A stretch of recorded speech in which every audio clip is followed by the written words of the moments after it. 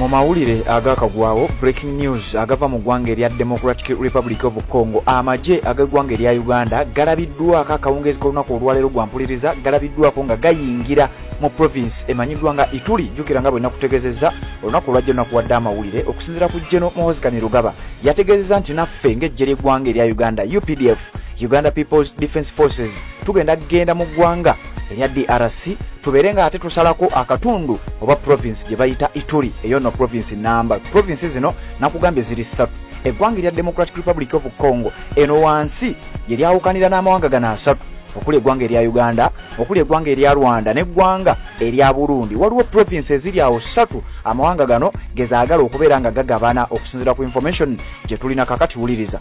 Province esooka waggulu eno ng'eyawula eggwanga erya Uganda n'eggwanga erya Democratic Republic of Congo, eyo bagiyita Ituri, era ng'eyeekwata ekitundutundu ekya Uganda kumpi kyonna. Then wansi bwayiweeyo n'oba ng'osangayo a province endala emanyiddwa nga North Kivu.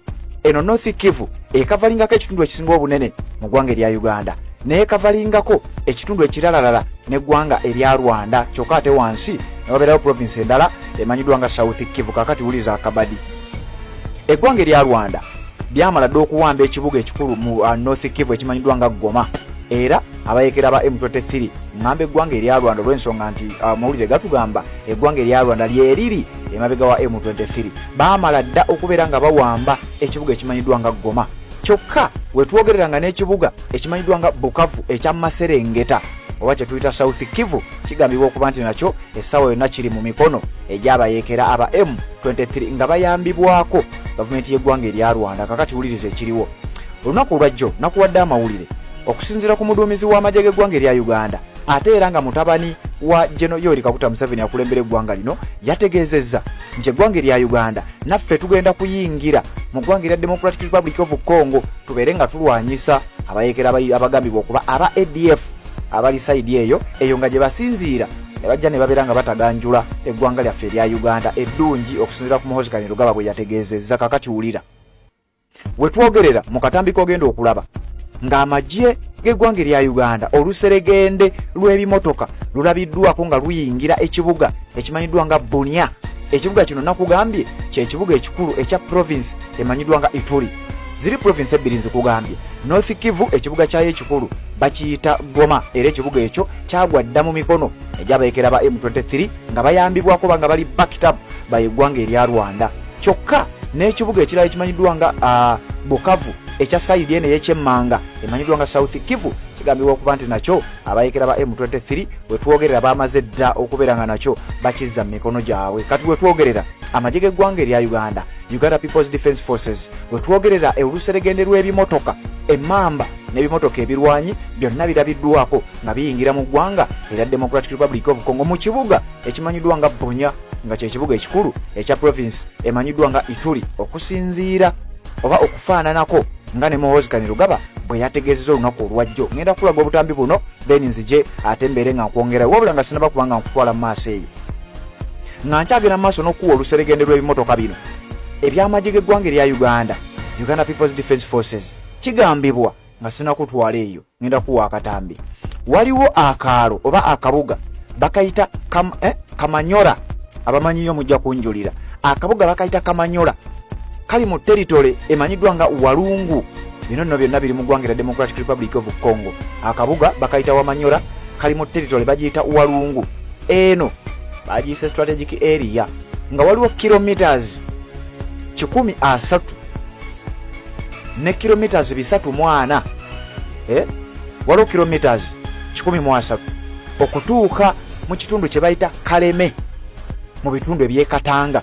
Bwamanye Katanga mu ggwanga erya M23 mu ggwanga erya Democratic Republic of Congo yenjogerako bitegeera. Wuliriza, akabuga bakayita Kamanyola kasangibwa mu territory bagiyita Walungu nga kilometers ziringa 130 okutuuka mu kitundu kye bayita Kalemi, nga Kalemi kiri mu Katanga.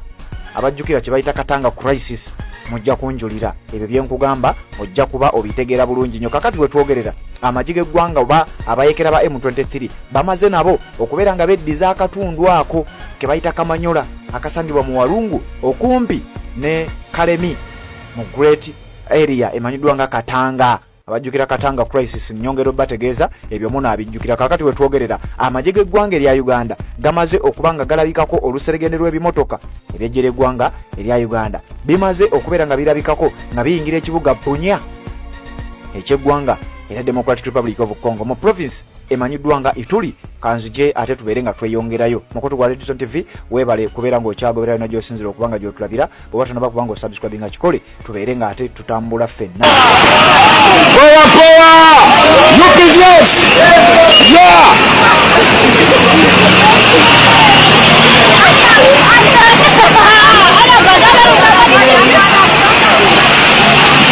UPDF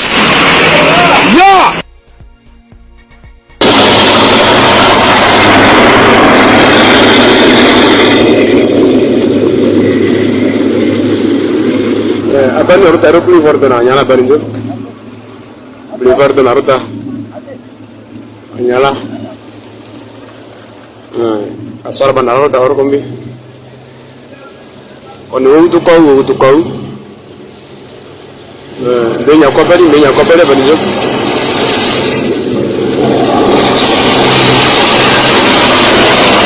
Apa yang koperi ni? Badu waktu kau.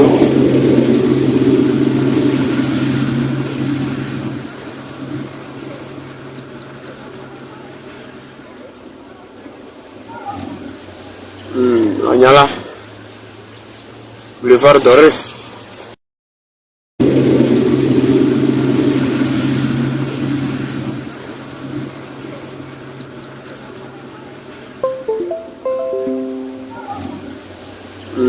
Nyala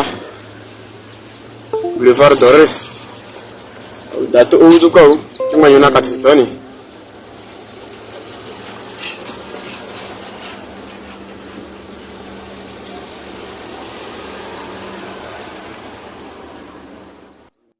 Assalamu alaikum wa rahmatullahi wa barakatuh. Amanya n'eddoboozi Haji Abdul omusomi w'eddua nkola ku nsonga ez'enjawulo emirimu nga gikutataganyeko ebyenfuna byo nga bidobonkanye n'oba oli bweru wa ggwanga emirimu gya kutankalanako jangu kusomere ku ddua okubeda nedda eddua zaabaawo eddua zisomibwa omuntu n'oterezebwa mu mbeera yonna ebadde ekwesibyeko ekusibyeko akanyaga nina ekyoto kyensobola okukumira wadde oli bweru wa ggwanga nga toli kumpi wano n'ofuna omukisa ogwo nawe n'osomerwako ku ddua nga nkuteddeko n'akabaani Allah ajja kusaasira ajja kwanukula kuba ku namba yange y'essimu 0752 44 71 ne ku WhatsApp kwendi mpereza obubaka sobole okuyamba. Assalamu alaikum wa rahmatullahi wa barakatuh.